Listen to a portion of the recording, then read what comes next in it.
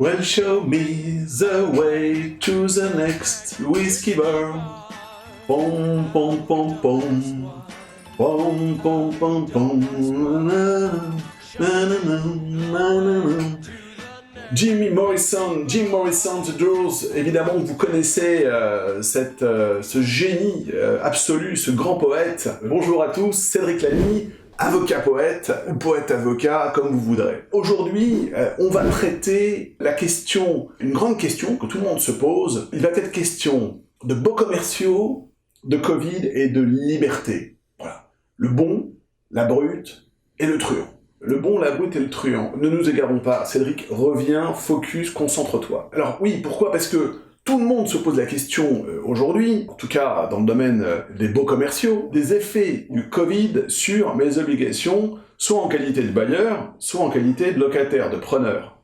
Concrètement, les preneurs se demandent si le Covid peut être un argument pour ne pas payer ses loyers, d'accord ? En tout cas pour obtenir des réductions, imposer ce qu'on appelle des franchises de loyer à leurs bailleurs, et eux, les bailleurs, se posent les mêmes questions en miroir. Savoir est-ce que le Covid impacte les obligations, leurs obligations, point numéro 1, concernant la délivrance de la chose louée, et les obligations du preneur de payer leur loyer. Alors là-dessus, j'ai tenu à faire cette vidéo parce que on entend tout et son contraire. Et là, l'excès de connaissance nuit à la connaissance. Concrètement. Alors, j'ai voulu faire cette petite mise au point parce que c'est vrai que on trouve de tout sur Internet, on trouve de tout en doctrine, et en fait, c'est difficile aux profanes et même parfois aux professionnels de distinguer ce qui ressort de l'anticipation, de l'avis en fait. D'accord ? Donc on ne sait pas si c'est simplement un avis, une opinion, mais ça repose pas sur des éléments objectifs. Est-ce que ça repose sur de la jurisprudence ? Donc est-ce que c'est l'état, ce qu'on appelle l'état du droit positif ? Est-ce que ça repose sur l'expérience ? Bref, on a du mal, quand on regarde toutes les sources, puisqu'aujourd'hui il y a beaucoup de sources, finalement, à les qualifier, ces sources. Bon. Alors voilà une petite vidéo qui va être courte, de mise au point sur le sujet. Concrètement, premier fantasme que j'entends très souvent, c'est le bailleur a l'obligation d'octroyer à son preneur, à son locataire, une franchise de loyer, donc une réduction de loyer, c'est-à-dire le dispenser du paiement d'1 mois, 2 mois, 3 mois de loyer, dans les plus grands fantasmes, c'est même 6 mois. Alors, la réponse est non, le bailleur n'a aucune obligation. Si vous êtes bailleur, vous n'avez pas d'obligation, et si vous êtes locataire, vous n'avez pas le droit d'imposer ou d'exiger de votre bailleur qu'il vous fasse cadeau d'un certain nombre de mois de loyer en raison du coronavirus. Le gouvernement incitait les bailleurs à, d'accord, c'est une incitation, ce n'est pas une obligation. Donc, en qualité de preneur, prenez simplement le soin de demander gentiment, en y mettant les formes, à votre bailleur une réduction de loyer. Alors, votre situation sera un peu différente selon que vous êtes un cas de fermeture obligatoire administrative, tel qu'un restaurant, ou si vous êtes visé de façon par ricochet, en fait, par les effets du Covid, par une baisse de commercialité. Voilà, vous vendez, vous avez le droit d'être ouvert et vous vendez des choses diverses et variées, mais en revanche, il y a moins de monde, il y a moins de chaland. Donc votre commercialité, la commercialité de votre local a baissé. Ok ? Donc, demandez, on peut toujours demander, alors évidemment, la réponse, vos chances d'avoir une réponse positive, dépendront de la qualité de votre demande. C'est clair que si elle est argumentée en droit, si elle est bien tournée et si elle va chercher certains ressorts affectivo-juridiques chez le bailleur, ça aura plus de chances d'aboutir. Vous m'avez compris en fait. Si vous pouvez le faire vous-même ou le faire faire, mais dans un cas, vous aurez plus de chances d'obtenir des résultats en étant avisé, en vous renseignant sur les textes avisés, d'accord, dans votre demande. Ça, c'est la première chose. Donc, pas d'obligation pour le bailleur d'offrir des réductions de loyer à ses locataires. Deuxième chose, est-ce que, si je suis preneur, si je suis locataire, je peux ne pas payer en argumentant l'absence de délivrance conforme. C'est-à-dire, je considère que mon commerce étant fermé, ou ma commercialité étant extrêmement réduite, je vais reprocher à mon bailleur de ne pas avoir satisfait à l'une de ses obligations principales, qui est l'obligation de délivrance conforme. Et donc, en fait, ça s'appelle l'exception d'exécution. Tu n'exécutes pas, bailleur, toi, ton obligation principale de délivrance conforme, alors moi, locataire, je n'exécute pas mon obligation principale de payer le loyer. D'accord ? Là-dessus, la réponse est aussi non. Il y a eu des tentatives, c'est un argument qui revient, il y a certains auteurs, certains confrères qui s'accrochent encore à cet argument. D'accord ? Aujourd'hui, on n'a pas d'arrêt de la Cour de cassation, encore, il faudra attendre, je pense, plusieurs années pour en avoir. On n'a pas d'arrêt de la Cour de cassation actuellement, tant que le Covid sévit aujourd'hui.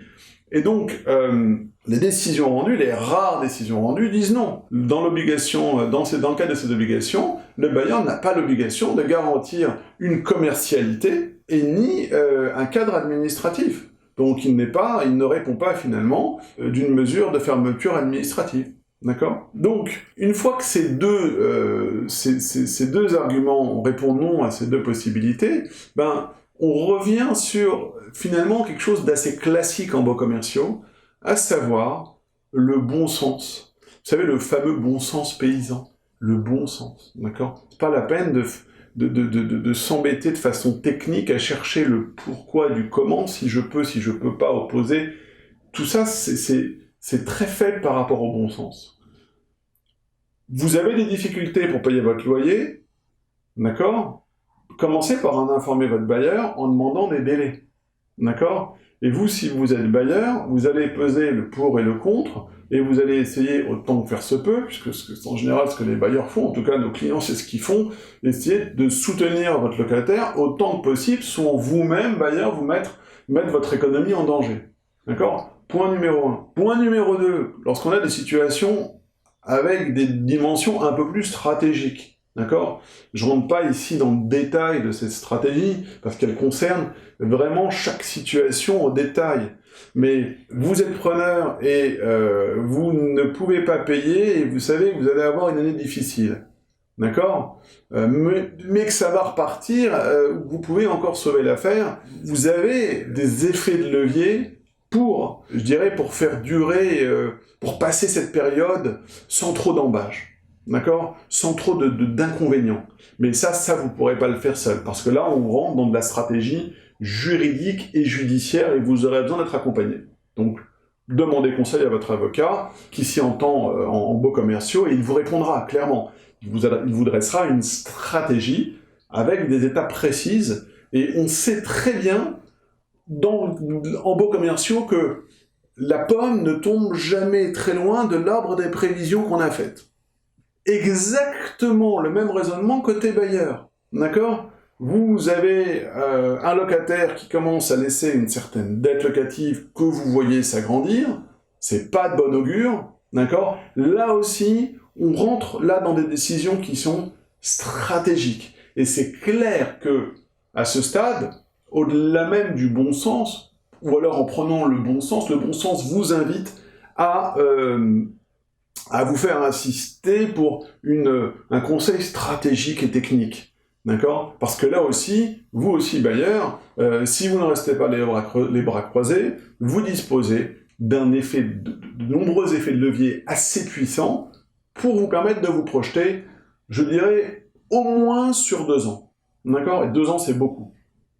Et en se projetant comme ça, vous pourrez également obtenir des effets, évidemment, à plus court terme. Mais c'est en effectuant cette projection qu'on pourra agir correctement. Voilà. Parce que homme prudent rime avec homme prévoyant. J'espère que cette vidéo de simplification sur la question des baux commerciaux, du Covid et de la liberté de chacun vous a été utile, qu'elle vous a éclairé, qu'elle a permis finalement de transformer des intuitions en convictions, des convictions en certitudes, qu'elle vous a aussi permis de sortir finalement de choses qu'on lit ou qu'on entend beaucoup, mais qui sont malheureusement erronées, qui sont fausses. Hein. Peut-être avez-vous des questions par rapport à ce que vous vivez à titre personnel, soit en qualité de bailleur à bail commercial, soit en qualité de preneur à bail commercial. Si c'est le cas, n'hésitez pas à poser vos questions dans les commentaires. J'essaierai de prendre le temps, de trouver le temps, pardon.